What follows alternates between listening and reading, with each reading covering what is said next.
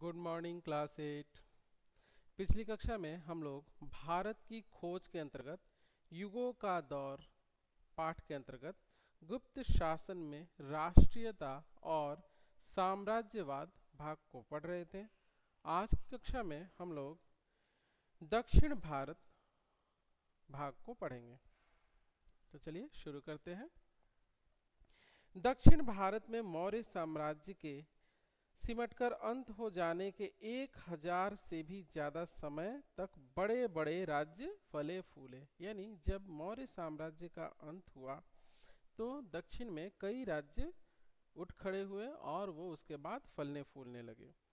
दक्षिण भारत अपनी बारीक दस्तकारी और समुद्री व्यापार के लिए विशेष रूप से प्रसिद्ध था।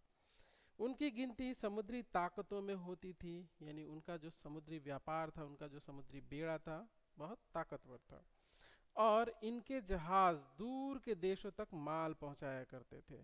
वहाँ यूनानियों की बस्तियां थीं और रोमन सिक्के भी वहाँ पाए गए हैं, यानी उनका व्यापार दूर दूर तक होता था।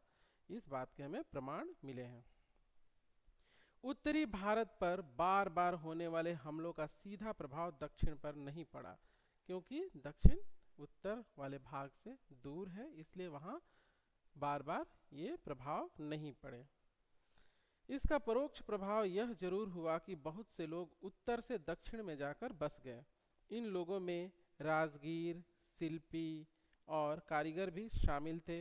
इस प्रकार दक्षिण पुरानी कलात्मक परंपरा का केंद्र बन गया और उत्तर उन नई धाराओं से अधिक प्रभावित हुआ जो आक्रमणकारी अपने साथ लाए थे। यानी यहाँ जो पहले के शिल्पकार थे, दस्तकार थे, वो दक्षिण में जाकर बस गए और उत्तर भारत में नई नई कलाओं का जन्म हुआ, क्योंकि वहाँ जो बाहर से आने वाले लोग थे, जो आक्रमणकारी थे, अपने साथ जो अपनी संस्कृति लेकर आए, उससे उत्तर भारत ज़्यादा प्रभावित हुआ।